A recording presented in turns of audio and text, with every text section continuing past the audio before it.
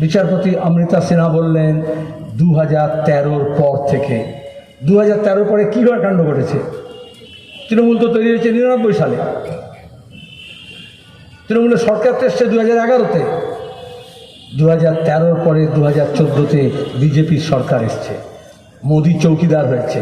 সাইয়া ভাই কোতোয়াল ডর কায়কা। আপনাদের এখানে যদি থানেদার, আইসি, এসপি যদি নেতা নেত্রী, কয়লা পাচারকারী, স্মাগলার, গুন্ডার যদি ঘনিষ্ঠ হয়, তাহলে তার গুন্ডামি বেড়ে যায়, তার মস্তানি বেড়ে যায়, তার আমদানি বেড়ে যায়। এরকম দিল্লির চৌকিদার মমতার ঘনিষ্ঠ হয়েছে বলেই ভাইপোর সম্পত্তি আরও বেশি বেড়ে গেছে। আজকে বিশ্বাস করুন, পিসি ভাইপো জেলের বাইরে আছে শুধুমাত্র দিল্লিতে মোদির সরকার আছে বলে। বিশ্বাস করছেন তো? তাহলে কি করতে হবে? দাওয়াই কি আছে? নবান্ন থেকে 14 তলা থেকে চোর চোরটাদের টেনে নামানোর আগে পার্লামেন্ট থেকে বড় চৌকিদারের নামে চোরটাকে নামাতে হবে।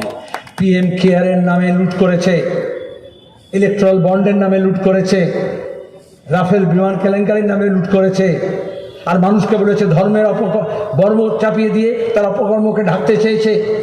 বিজেপি গত নির্বাচনের রানাফে গত 1 বছরে রাম মন্দির, ইউসিসি, 370, পার্লামেন্টের নতুন বিল্ডিং, নিজে অবতার সাজা, গুহায় চলে যাওয়া, সব করেছেন।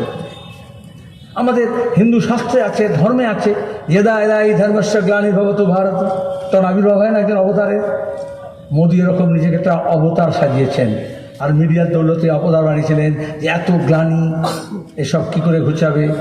তাহলে একটা নতুন অবতার এসছে, কিন্তু আমরা দেখলাম তার কোনো কাজই মানুষ স্বীকার করছেন না। আরে বাংলার আগে বিশ্ব লাগিয়ে দিলে বিশ্ব বাংলা হয়ে যায়? খুব বেশি হলে একটা ওই বাবামার্কে একটা অখাদ্য একটা কিছু একটা মূর্তি তৈরি হয়।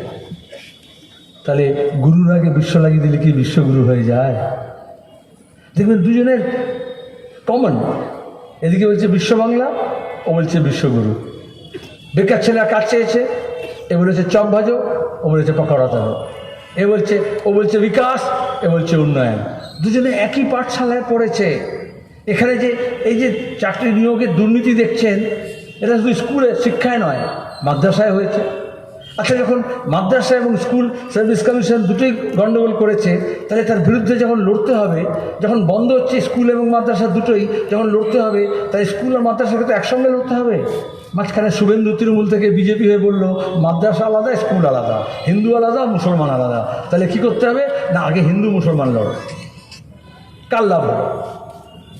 ওই যে বললাম, লুট করতে গেলে ফুট ডালে, এই ফুট ডাল না মানে হচ্ছে ভাগ করা। তবেই ঝুট চলে, তবেই মিথ্যাচার চলে। এই মিথ্যাটা প্রতিদিন হচ্ছে, সেই মিথ্যার পর্দা ফাঁস করতে হবে।